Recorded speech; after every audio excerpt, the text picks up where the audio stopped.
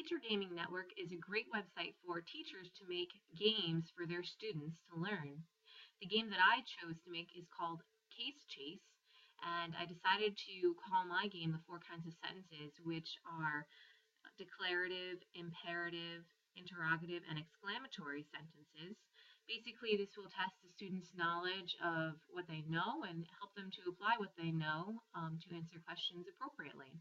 So I'm going to start here on the instructions page, and I'll give you a list of instructions here. It says, welcome to CaseChase.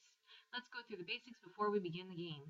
CaseChase consists of 20 true-false questions. Your goal is to earn as much money as possible by correctly answering questions. Each case has a different amount of money in it. You can see the possible value of each case on the right-hand side of the screen under the scoreboard. You begin the game by selecting a case. When the question comes up, you must select the true or false icon at the bottom of the screen. The screen will then tell you how much money was in that case. If you answered correct, you win the money. If you were incorrect, you move on to the next round and your score stays the same.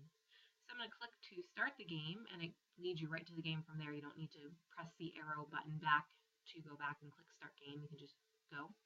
And then I am going to choose a case. Choose number 15, and it's going to pop up a question. This is an exclamatory sentence. I don't want to go to bed.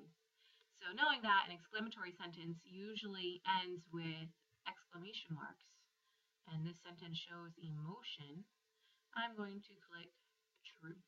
And it says correct. The selected case contained 25,000 points, so I have 25,000 points here on my scoreboard, and I just have to simply hit next here, and I can click another case.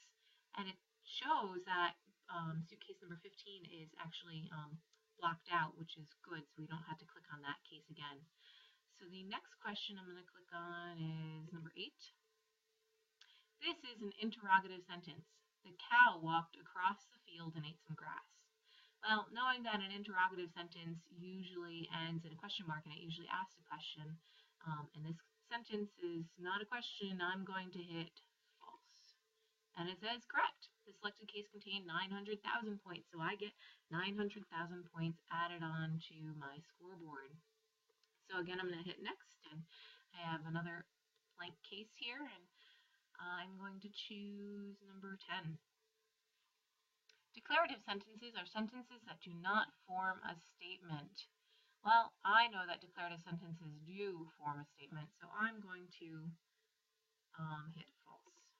And it says correct answer. The selected case contained 200,000 points. So I'm going to hit next.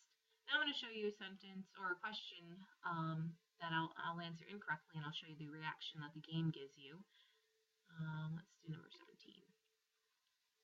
This is an interrogative sentence. When is it time to go home?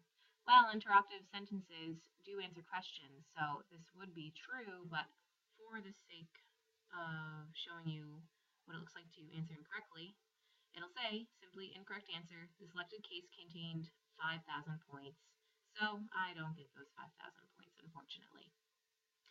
So pretty much the students would go through this. You can either have them do it in pairs, or you can have them do it independently. And this is a great way to practice their knowledge of the 4 kinds of sentences and help them to become better sentence writers in the future.